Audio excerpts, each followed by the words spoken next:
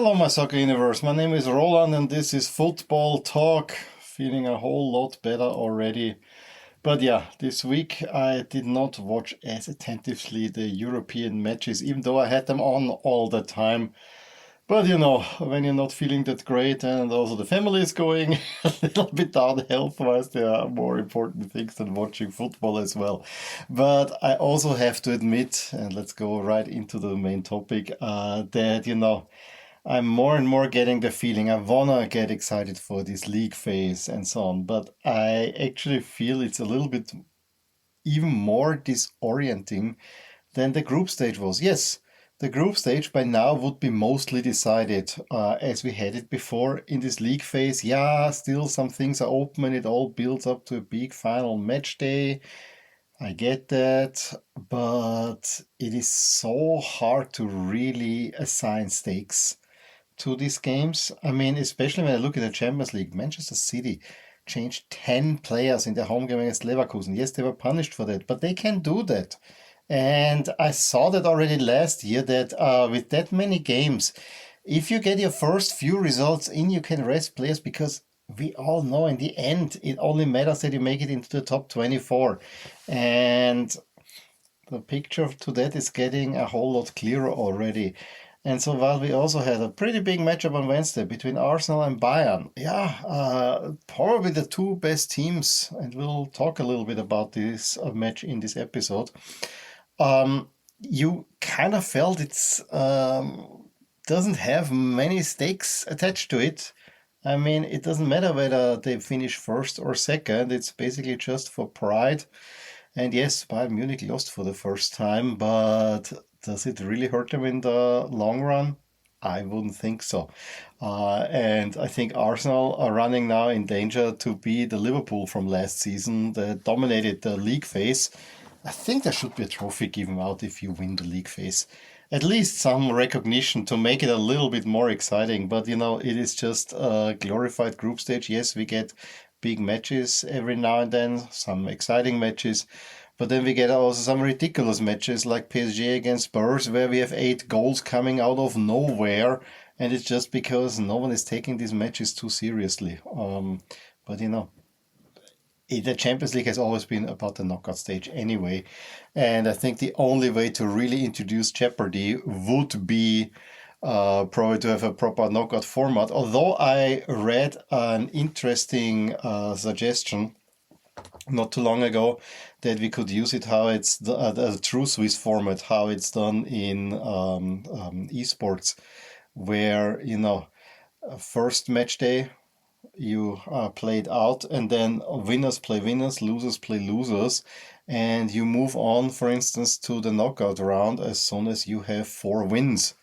And if you have a certain amount of losses, let's say 4 and so on, you're already eliminated. That would add actually stakes to each match. It would also reward teams for winning early on, because you then get 3 weeks later on. I think that is anyway interesting. And then you have only games that actually mean something later on, because let's face it, I mean, on the final match day, there will probably at most 4 games that we will be watching closely what's happening. The rest is just anyway becomes so many matches that it's really hard to follow. So I think while it was probably nice to rejig a little bit the group stage format, because it had become stale, and also had to do a little bit with seeding, and we know that the top leagues are separating themselves from the rest, and I've been talking about that for a long time. Premier League is top, then there is a bulk of 3 leagues, potentially 4 with Liga, who are basically only propped up through PSG, although OM doing really well this season. French teams in the Champions League had 2 wins against English teams. Just want to have it mentioned. And then there's the rest. And there's also a tiered system, but you can make a clear hierarchy. So as I said, that makes, while I love watching football, it kind of makes it a little bit disappointing, the whole thing.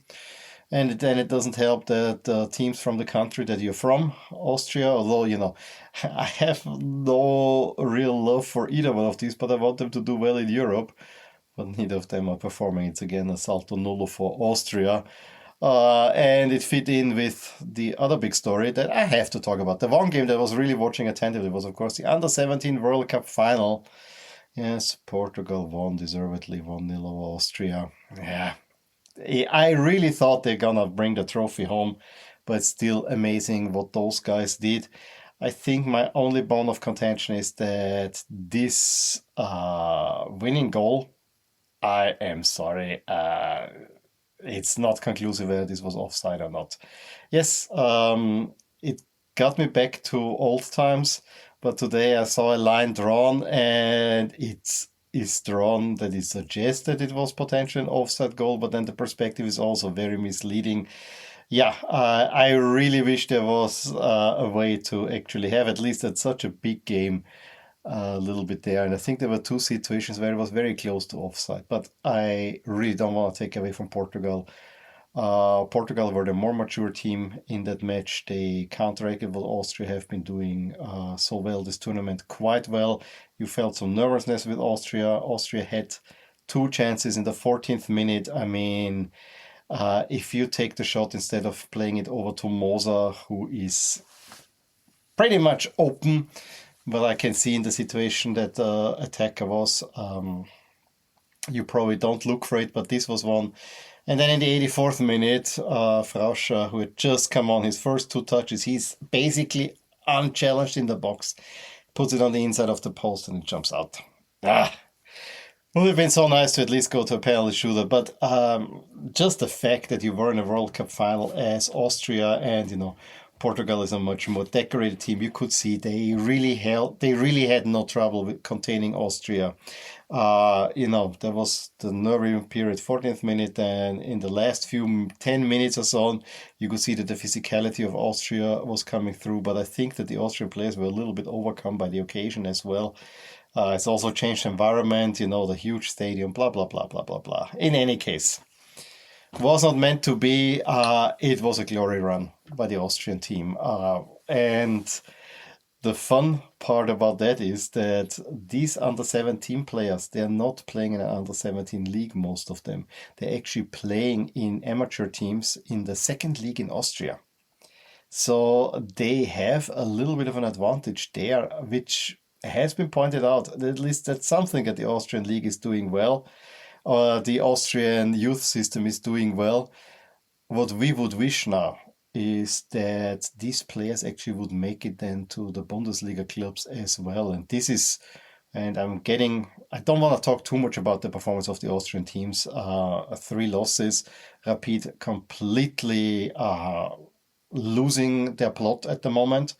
Salzburg, not Salzburg anymore, also losing deservedly in Bologna and Sturm Graz. Yeah, probably had it in them, but in the end, Panathinaikos were also the better team. But the thing that these 3 teams have all in common is that they are missing a true Austrian core. Players that actually know what it means to play for these respective clubs. They all go for the highly talented players, from second French league, from Denmark and so on, that come in to make a career step because, you play in Europe, you can present yourself to a wider public. But I also have to say the truth is that these players don't care too much. And if you don't have any leaders within the team that can pull them together and also avoid, because when you have too many players coming from the outside, and it is not, I'm not saying, please don't understand me wrong, don't buy players from abroad, but do it in a smart way that they are integrated in a system that they care about who they're playing for, and that not the coach needs to do that. This needs to come from the inside. And I see this as a mistake I see this as a fact in all 3 clubs, Sturm Graz, Red Bull Salzburg and Rapid, that are playing currently in Austria, in Europe. And it's also true for other Austrian teams, including my team Lusk. So it's just a point that I definitely have to point out. Also, it has been too much on counter pressing and high energy style. A little bit the technical ability of playing past players gets lost in Austria. And this was actually a hallmark of the Austrian game for most of the time. So, one needs to reinvent themselves, and that I find still a little bit missing. But yeah, before we go now through the three major competitions, what I want to do is I want to pick out, at least for Champions League, the main game, then talk about other results, but mostly about standings and where projections are going, since it has been a while that we've talked about these due to the international break, and do that in the smaller format for Europa League and Conference League. Just some general observations as usual, who were the winners and the losers of said match day.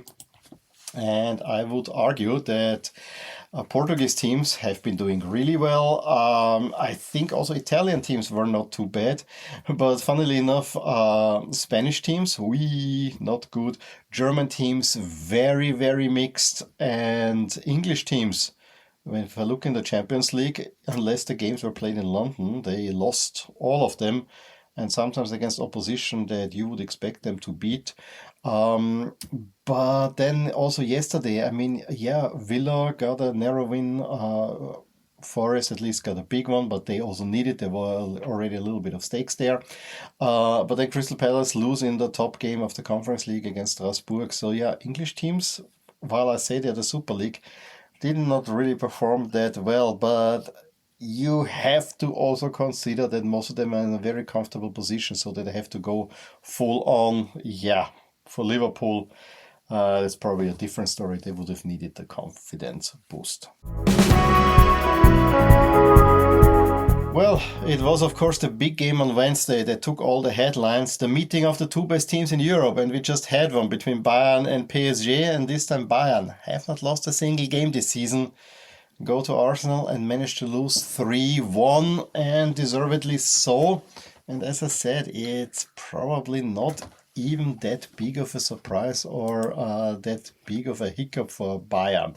I mean, Arsenal were the better team. They actually really did a lot of pressing. It was never comfortable for Bayern to play in this game. It has to be very clearly said. But they at least held their own, especially in the first half, I would argue. Yes, Arsenal took the lead from what else? A set piece. It's always a set piece, and I absolutely love how Manuel Neuer tried to engage there and, provoke a foul. But then the Saka corner kick is taken, and Timber heads it in. 22nd minute, 1-0 Arsenal.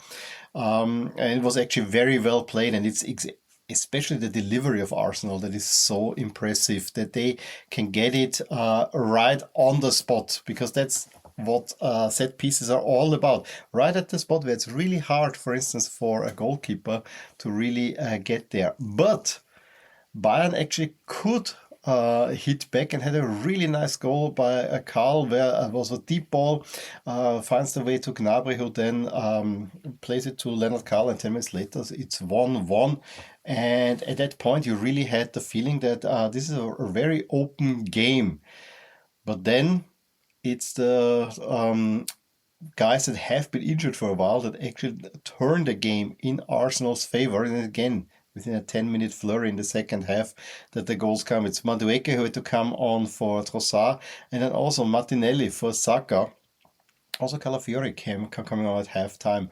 But Arteta definitely made adjustments, seeing how Bayern were playing and nullifying that.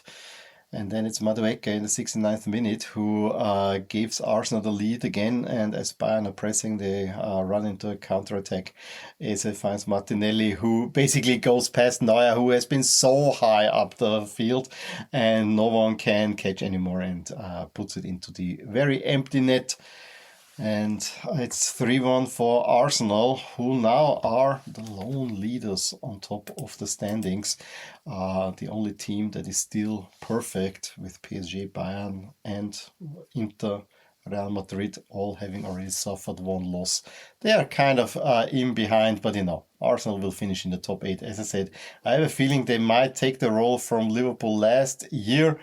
I really don't hope it for them, but you always find the danger because they are so dominant in the Premier League that it's basically only for them to lose now in the Champions League as well, but it counts in the knockout stage. Let's run through some of the other results we had on Tuesday. A big name meeting of the two bottom teams. Benfica actually beat Ajax 2-0 away from home. Ajax did have their chances, but yeah, Ajax is in a bad shape. Benfica also in the Champions League in bad shape, and this just hurts, I gotta say. Sergio Llas got a 1-0 win at Galatasaray. Dortmund against Villarreal was a relatively even affair until a goal by Girassi was given just before halftime, and then Voigt is sent off. Penalty and so on, and then Dortmund run away 4-0. Chelsea against Barcelona was probably the other big name matchup, and Chelsea completely bossed Barcelona. Yes, Ferran Torres could have given Barca the lead. He has to give Barca the lead. But Chelsea basically played more against the linesman's flag than against Barcelona itself. I think they scored a total of 3 offside goals. The high line for Barcelona completely taken apart. A wonderful goal by Estevao. And yes, Ronald Araujo getting a red card didn't help. A crazy game was happening up north where Juventus won 3-2 at Bode, being 1-0 down. Bode actually getting a late equalizer, but it was right after the half. Spalletti then made some changes that actually allowed Juventus to really boss the game, getting a 2-1 lead, then not extending that one almost hurt them, but very late on, I think it was Jonathan David who gave Juventus the win. Much needed win for Juve. In a way, the shocker of the evening was City losing at home 2-0 to Leverkusen, but then, as I said, City B squad, but still probably the most impressive result as an away win for City, who also end more or less their unbeaten home streak. Newcastle also didn't fare well, although they started dominant, took a 1-0 lead. It's Aubameyang after the half who turns it around, and right after the half. And OM win, not undeserved 2-1. Can I just say, I really love those Newcastle away jerseys. Then we had a 0-0 between Slavia and Athletic Club. And Napoli, thanks to McTominay, as he's called, already get a 2-0 win. The early games on Wednesdays were more or less so-and-so. Copenhagen had a 3-0 lead over Kairat, but Kairat pulled 2 back. Pafos managed a 2-2 draw against Monaco, coming twice from being a goal down. So Pafos have only lost to Bayern Munich so far. Actually in a pretty good position to probably move on. Another top game was, of course, Atletico Madrid against Inter, with Atletico getting the very, very late win on that one. But this was a really entertaining, probably a better game than Arsenal against Bayern. Unfortunately, I didn't see too much of it. Where Inter, yes, maybe a little bit better, the more proactive team, but Atletico doing Atletico things. Julian Alvarez giving Atleti the lead already in the 9th minute. Then after the half, Zielinski, when Inter was really pressing, gets the equalizer, and you had kind of a little bit of feeling that Inter might take that one. And remember, Inter was also an unbeaten team at the time. And then in stoppage time, a Griezmann corner is headed in by Jimenez. Really bad goal for Inter to give up, but it kind of fits also a bit with the Inter season, beating up on the small guys, but against the big guys, not really delivering. Shocker also for Atalanta, 3-0 at Eintracht Frankfurt, and the fans are really good friends there, so they were celebrating that with banners in each other's languages. Another shocker, Liverpool 1, PSV 4. This result in the current context of where European club football is almost boggles the mind. But Chelsea in what bad shape Liverpool are. And PSV, yes, they have already beaten Napoli 6-2 at home. So it's maybe not a super surprise, but still Liverpool is a much better team than Napoli, at least by the players, but not probably at the moment. And though Perisic scores early from the penalty spot. Apparently Van Dijk stupidly gives away. Szoboszlai gets the equalizer, and then you really think that Liverpool are pressing again, and just until 56 minutes scores 2-1 for PSV, and then it can go only one way. As soon as you score against Liverpool, you're good. And I actually really thought that with this Szoboszlai equalizer, they might pull themselves out, but no, PSV gets a lone win for the Dutch teams. Dutch teams not doing well in Europe either. Real Madrid 4-3 win at Olympiacos. Yes, they were 1-0 down. Then Mbappe scores, I think, a 7-minute hat trick or something like that. Vini had a goal disallowed. Mbappe adds to it. It was 4-1 and Olympiacos pulled 2 back and it got a little bit nervy at the end. But given that Real Madrid hadn't won in a while, this was probably a big win for them. Although, Barcelona beat Olympiacos, although circumstances matter, at home is a much, much bigger scoreline. The craziest game definitely had to be PSG against Spurs. 5-3. And, Spurs twice had the lead, and Colombiani had, I don't want to say the game of his life, but a really good game. Scoring 2, assisting the opener through Richarlison, and Spurs were actually quite good for that lead, but then Vitinha with a brilliant shot gets the equalizer twice, in the 45th and the 53rd, after Colomani had re-established the lead. And then it just breaks for Spurs. It was just at the hour mark, Fabian Ruiz, 3-2, Bacho heads it in 65th. Yes, Colomani pulls one back.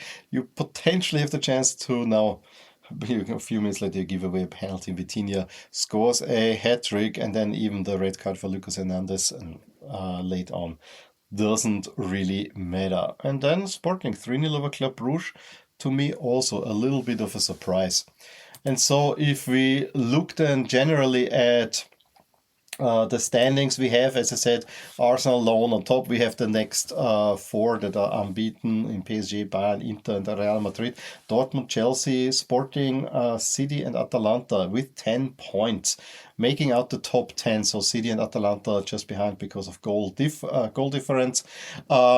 Then Newcastle, Atletico, Liverpool, Gala on 9 points, PSV, Spurs, and Leverkusen on 8. Barcelona already have 2 losses. They might be the strugglers this time around to make it in. Let's see, they're on 7 points, as are Karabakh and Napoli. Then OM, Juve, Monaco, Paphos at 6 and Union Saint-Gilloise at 6 are also on the outside looking in. When I look at the teams that are still struggling to get in, I think Club Brugge potentially have it in them. I'm not sure about Athletic Club, to be honest. Eintracht Frankfurt is also a prominent name. And yes, 2 prominent names to the top, with Benfica sitting in 30th and Ajax in an unbelievably 36th behind Kairat. Villarreal is also a team that's really doing badly. I would expect more from them. Who are now the overall favorites? Arsenal. PSG have recouped a little bit on our level with Bayern and Real Madrid. I think it's between those 4. City and Liverpool seem too unstable. Same is true for Barcelona. We know that if Chelsea go on a run, they can do something. And I don't think that either Inter or Atletico, despite them having a good game, will actually really get involved. In 2 weeks' time, we have the 6th round of the Champions League. And when I look overall at the matches, Barcelona against Eintracht Frankfurt kind of sticks out. You remember the invasion of Barcelona. Maybe something could happen this time around, although Barca probably will try to avoid this. I think it's the first game played at the Camp Nou as well. Inter against Liverpool is definitely an interesting one as well. Both teams kind of not quite there where the fans would expect them, especially Liverpool. So that's interesting. But yeah. Tuesday games, I have to say, those stick out. Maybe Atalanta, Chelsea, but I would think Chelsea will do that one. On Wednesday, it's all about Real Madrid against Manchester City. They have met so often, but on the other side, does it really matter? Matters more for City than Real Madrid this time around. Although Real Madrid probably want to do something. I find Benfica, Napoli potentially intriguing. However, we know that Benfica are probably not gonna make it, and Napoli need to get those points, so also not that interesting. And then Leverkusen, Newcastle, nah. Athletic Club, PSG, nah. It's not the greatest set of fixtures. Maybe Borussia Dortmund against Bodø Glimt will deliver some fireworks.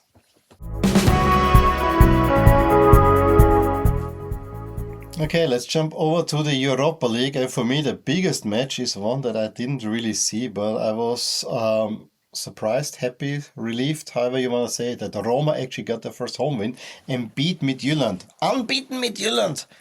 2-1 at home, and Roma is doing well in Serie A, so was not probably coming As a total surprise, it was more a surprise that they already lost 2 home games.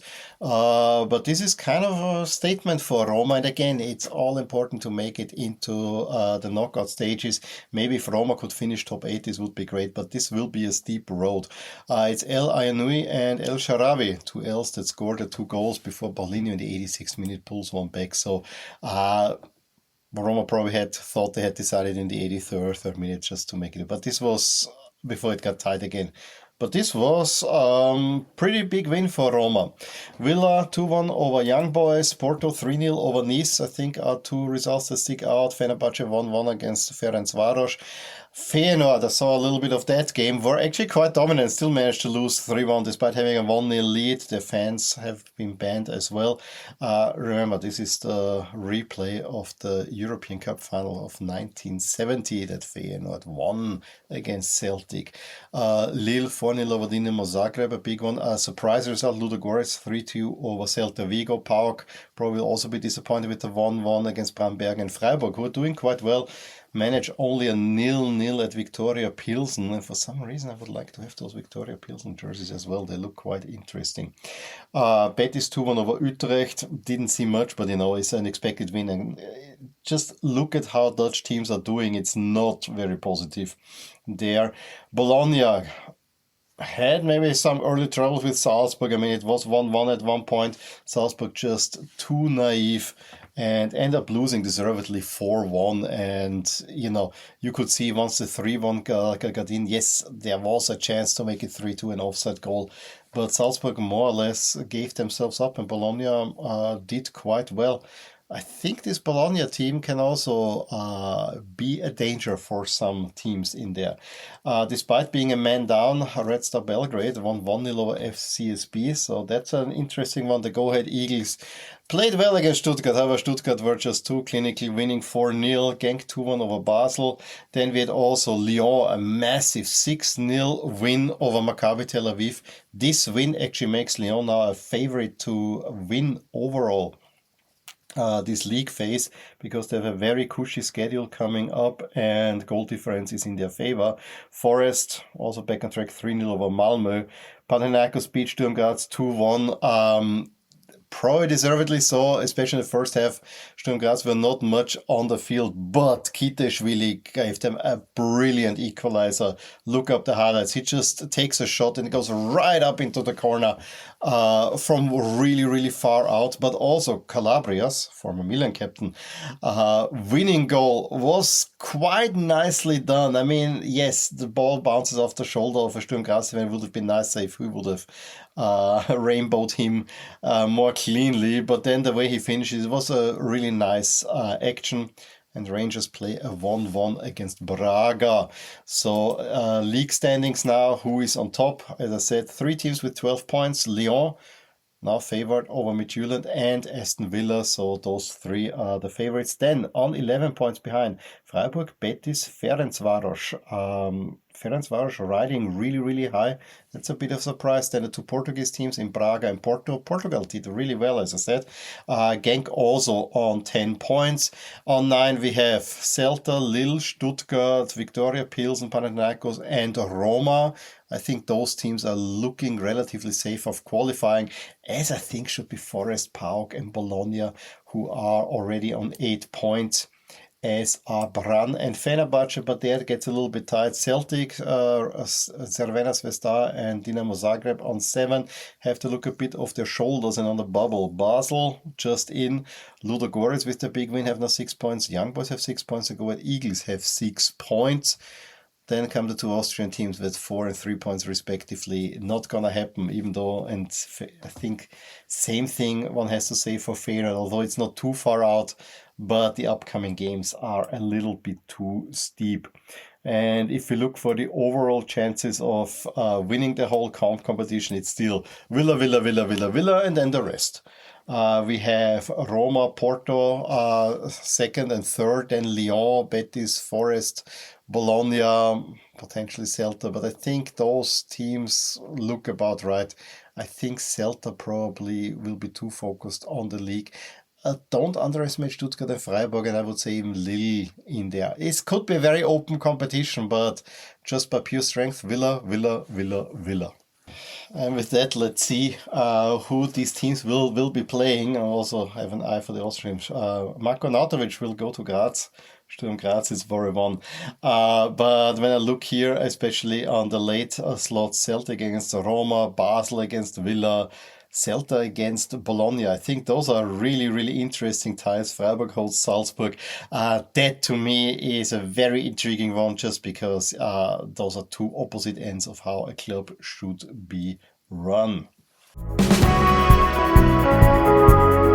Let's go over to Europe's smallest competition, where we actually had a true top game with Strasbourg taking on Crystal Palace. Palace actually was quite well in the game, even though they had to weather early storm, but took the lead through Mitchell after Mateta assist in the 35th minute. And I think 2 minutes later, they even had a empty net situation where the ball hits on the post.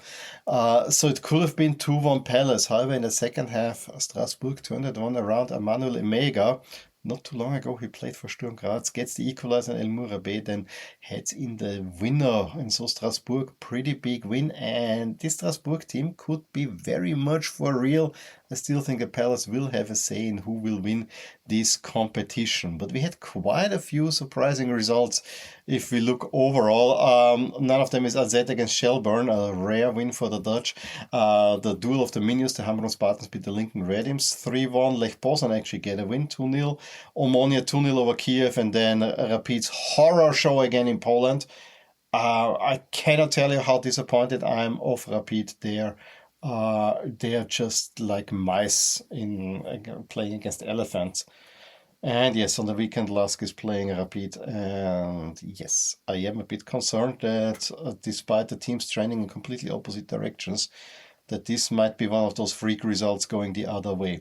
Sigma Olmütz beat Celje. Celje, who have been doing good. So this is a big win for the Czechs. And also Slovan, 2-1 over Rayo, something I didn't see coming. Craiova against Mainz, I probably shouldn't see coming, but Mainz is also not doing well in the Bundesliga, so maybe not too unexpected. Zrinski 2-1 over Hecken, maybe a small surprise. Aberdeen only 1-1 against Noah. Leaders of the conference, Samsunspor, play a 2-2 up in Iceland against Breiðablik. Kosovo against Northern Macedonia duel, Drita beating Skandia 1-0. Another shocker, but Fiorentina is not doing well either, losing 1-0 against AEK at home. Oh, Fiorentina, this is your competition and you're doing so badly. Again, make it in the playoffs, go on a run, maybe solidify. That might be the recipe for success.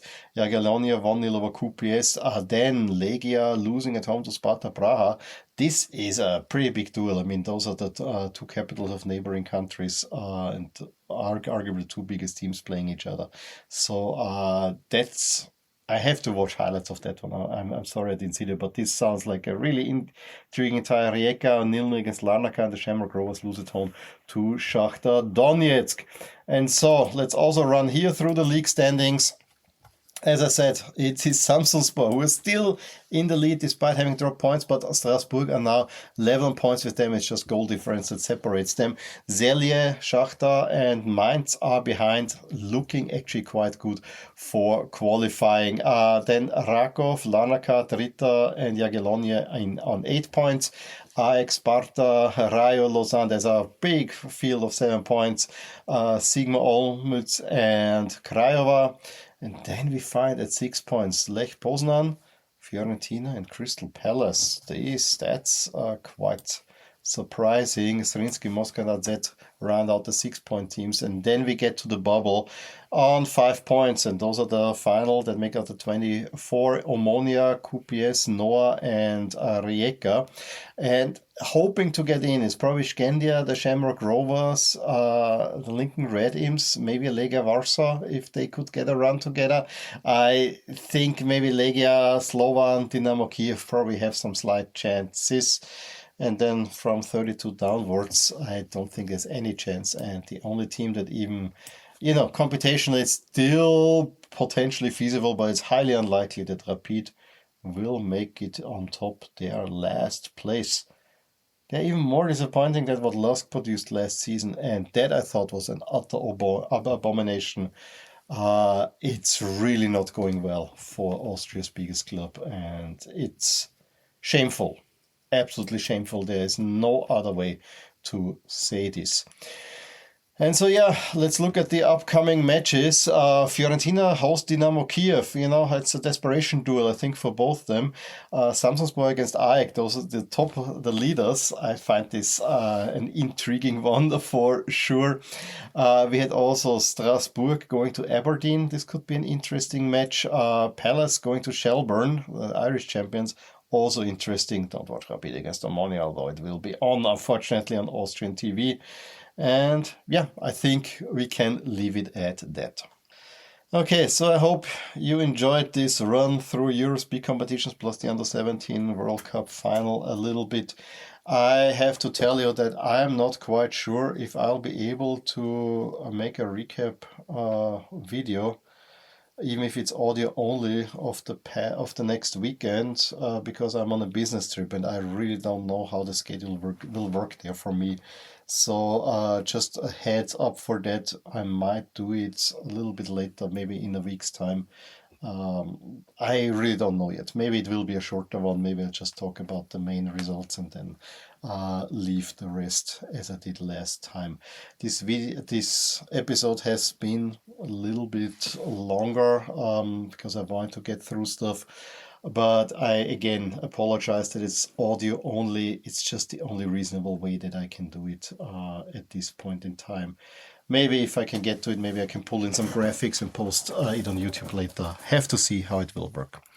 Any case, let me know how you enjoyed this midweek. Do you share my general observation that the league phase is actually not this revolution that we were all hoping for?